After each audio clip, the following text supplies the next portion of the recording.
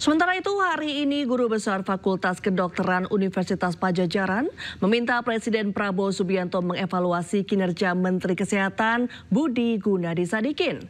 Menkes dinilai bertindak melampaui kewenangan sebagai pejabat negara karena membentuk kolegium versi pemerintah tanpa organisasi profesi dan universitas. Ketika pemerintah mengubah rumah sakit pendidikan menjadi pusat produksi dan deregulasi kompetensi tanpa ruang akademik, maka profesi medis tidak lagi menjadi pilar peradaban, melainkan alat sistem kekuasaan dan pasar. Ini bukan hanya krisis kebijakan, melainkan krisis nilai. Oleh karenanya, kami menilai bahwa 1. Kementerian Kesehatan RI telah bertindak melebihi kewenangan yang semestinya melekat pada jabatan sebagai pejabat negara yang menyelenggarakan urusan pemerintahan di bidang kesehatan. Dengan ini kami memohon kepada Presiden Republik Indonesia untuk segera mengevaluasi dan mempertimbangkan figur kepemimpinan pada Kementerian Kesehatan Republik Indonesia karena kuat diduga telah terbukti melewati batas kewenangan sektoral dan mengambil alih fungsi pendidikan tinggi, menjalankan kebijakan RSPPU yang bertentangan dengan sistem akademik nasional, merusak integritas keilmuan dan otonomi profesi medis, mengabaikan prinsip etik, transparansi, dan kolaborasi dalam perumusan kebijakan publik. Pemirsa, mantan Ketua Pengadilan Negeri Surabaya Rudy Suparmono menjalani sidang perdana di Pengadilan Sidang Tipikor Jakarta. Sidang beragendakan pembacaan dakwaan. Dalam sidang perdana, jaksa mendakwa Rudy Suparmono menerima suap senilai $43.000 Singapura terkait dengan perkara pembunuhan dengan terdakwa Gregorius Ronald Tanur, anak dari Edward Tanur. Suap tersebut diberikan oleh Lisa Rahmat selaku pengacara Ronald Tanur agar menunjuk majelis hakim perkara Ronald sesuai dengan keinginannya. Selain didakwa menerima gratifikasi, Rudy Suparmono juga didakwa menerima suap sekitar Rp545 juta saat menjabat menjadi Ketua PN Surabaya. Jadi sidang hari ini kita untuk perkara atas nama Pak Rudy Suparmono ya, selaku Ketua Pengadilan Negeri Surabaya waktu itu ya. Hari ini akhirnya pembacaan surat dakwaan dari penuntut umum. Ya, sebagaimana tadi juga kita saksikan bersama, dakwaan penuntut umum berbentuk kombinasi, yaitu alternatif dan kumulatif. Ya, ada 4 pasal alternatif di dakwaan ke-1, dan itu sama sebagai penyalahgunaan negara, dan pasal 12 bis dalam hal penerimaan gratifikasi. Ya. Informasi berikutnya, pemirsa, Gubernur Jawa Barat Deddy Mulyadi mendatangi Gedung Merah Putih Komisi Pemberantasan Korupsi di Kuningan, Jakarta Selatan pada Senin pagi. Kedatangannya untuk meminta pengawasan dari KPK terkait efisiensi anggaran belanja pemerintah Provinsi Jawa Barat. Deddy Mulyadi atau biasa disapa KDM, Gubernur Jawa Barat, mendatangi gedung KPK di kawasan Kuningan, Jakarta Selatan pada Senin pagi. Bukan terjerat kasus korupsi, melainkan dirinya memohon agar KPK turut mengawasi upaya efisiensi anggaran pemerintah daerah yang akan dilaksanakannya. Anggaran yang dinilai tidak prioritas seperti perjalanan dinas akan dialihkan untuk pembangunan infrastruktur dan peningkatan layanan publik yang langsung dirasakan oleh masyarakat. Pihak KPK pun mengapresiasi kedatangan KDM. Ya, kita pagi hari bagi upaya strategik untuk mensinergikan berbagai kebijakan itu pada arah peningkatan sumber daya manusia, kenyamanan layanan pemerintah, dan peningkatan kualitas kesehatan warga, sehingga Jawa Barat bisa mengalami peningkatan indeks ekonomi masyarakatnya, indeks kesejahteraan masyarakatnya, dan indeks pendidikan masyarakat. Ini merupakan suatu langkah strategi yang kami apresiasi, dan kami berharap bahwa apa yang menjadi ide gagasan improvisasi dari Pak Gubernur Jawa Barat ini betul-betul membuat langkah perubahan dan kemanfaatan yang real kepada masyarakat Jawa Barat. Pemirsa, pesawat kepresidenan Republik Indonesia resmi berganti warna. Kini didominasi warna putih. Kepala Kantor Komunikasi Kepresidenan menyebut perubahan desain dan warna ini merupakan bagian dari perawatan rutin pesawat dan tidak memiliki makna tertentu.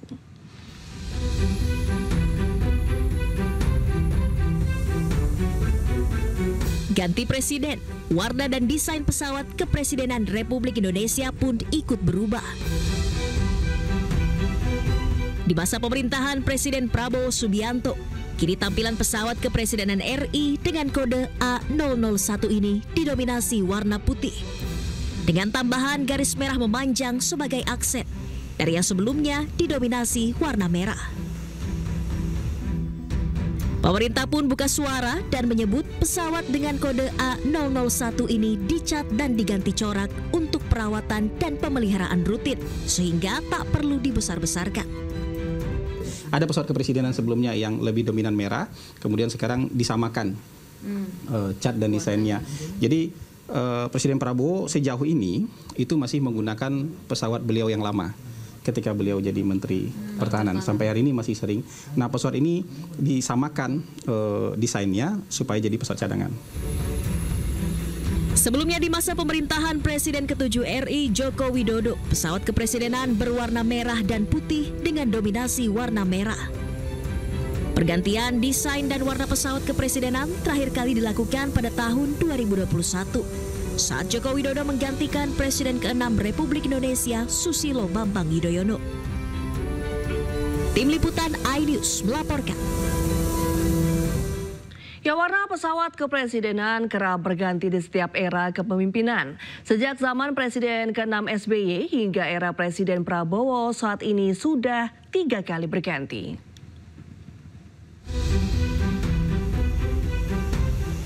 Pesawat kepresidenan Republik Indonesia kembali ganti kulit atau berganti warna.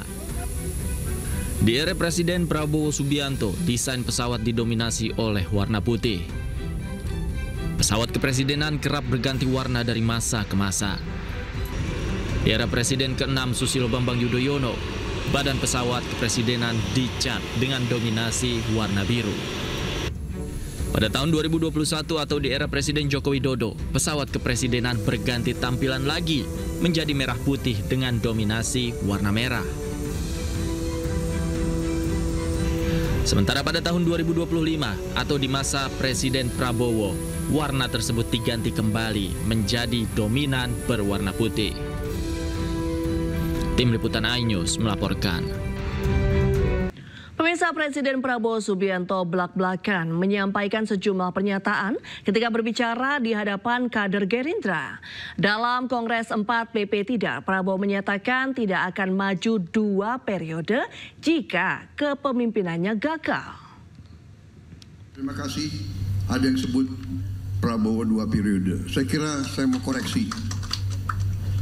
Kader-kader muda, saya mau koreksi saudara-saudara. Please. Tolong jangan sebut seperti itu. Kita belum 1 tahun menjalankan amanah. Ya. Niat itu silakan disimpan dalam hati. Prabowo melarang kader-kader muda Partai Gerindra meneriakan dirinya maju kembali sebagai presiden 2 periode. Alasannya ia belum 1 tahun menjabat sebagai Presiden RI periode 2024-2029. Prabowo akan melakukan evaluasi kinerjanya sebelum memutuskan maju sebagai Presiden 2 periode. Tapi saya sudah katakan, nanti yang menentukan apakah Prabowo 2 periode atau tidak, selain yang Maha Kuasa, Prabowo sendiri. Kalau saya menilai, saya menilai bahwa diri saya tidak mencapai apa yang saya canangkan, saya tidak mau maju lagi sebagai Presiden Republik Indonesia. Sebelumnya dalam Kongres keempat organisasi sayap Partai Gerindra Tunas Indonesia Raya di Jakarta, Rahayu Saraswati berharap dapat membantu Prabowo Subianto untuk bisa kembali terpilih menjadi presiden untuk periode kedua. Kita tak akan berhenti memastikan Mars Gerindra dan Tidar dikumandangkan sampai Prabowo 2 periode dan Gerindra kita menangkan. Wakil Ketua Komisi 7 DPR RI tersebut juga menekankan aspirasi dari para kader pengurus Tidar di tingkat pusat maupun daerah untuk mendukung Prabowo. Dari Jakarta, Tim Liputan iNews melaporkan. Sementara itu pemirsa, pernyataan Menteri Kesehatan Budi Gunadi Sadikin kembali ramai diperbincangkan. Dalam sebuah forum diskusi di Jakarta, Budi Gunadi menyatakan orang yang memiliki gaji 15 juta pasti lebih sehat dan lebih pintar jika dibandingkan orang bergaji 5 juta.